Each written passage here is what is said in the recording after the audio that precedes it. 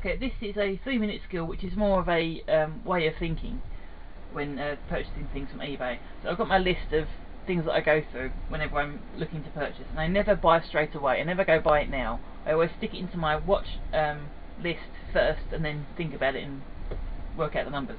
So first things first, you need to know what type of wood you're going for. So you can go for a solid. This is solid pine. It's fabulous with finger joints. It's all one solid piece that's been made as a box and then cut in two, which is great, perfect.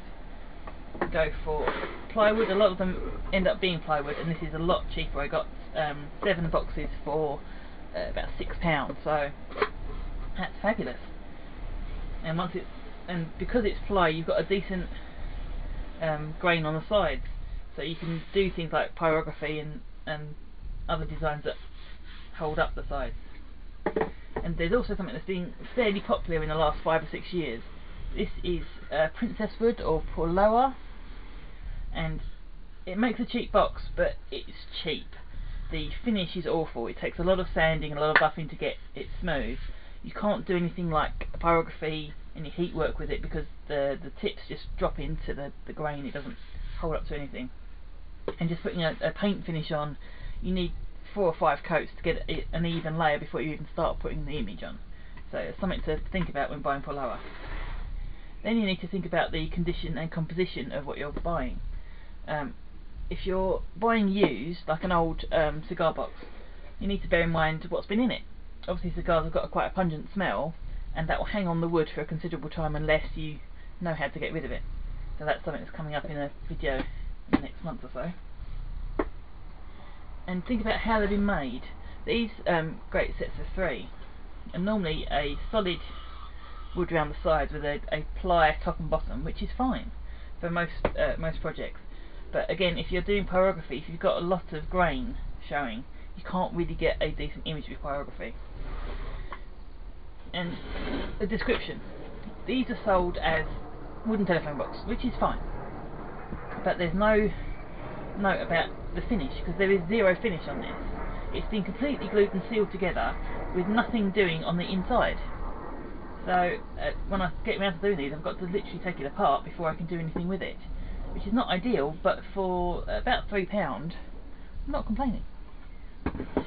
Then you need to think about moving parts.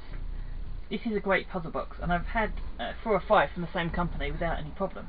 But this one seems to have bowed slightly in storage, and that's made the locking mechanism quite tight, which means I'm going to have to do a bit of remedial repair before I move on to it. It's not a problem, but it's something to bear in mind for anything that's kind of intricate moving parts. And something like this, fabulous jewellery box, but where they've put in the kind of risers, there's 3 or 4 screw holes here where they've tried and failed, and that's not a great finish. And there's also, it's splintered out where they put the dowels in here for hinging the top, so that's something that needs to be repaired. And that, I made a complaint and got a partial discount on that one, because that's clearly for a £12 box not ideal. And something else you really need to think about in the description is how honest your seller's been. This was sold as fabulous oak box. That's fine. In auction it came to about £3, free postage. Didn't complain. But once I got it home, I realised that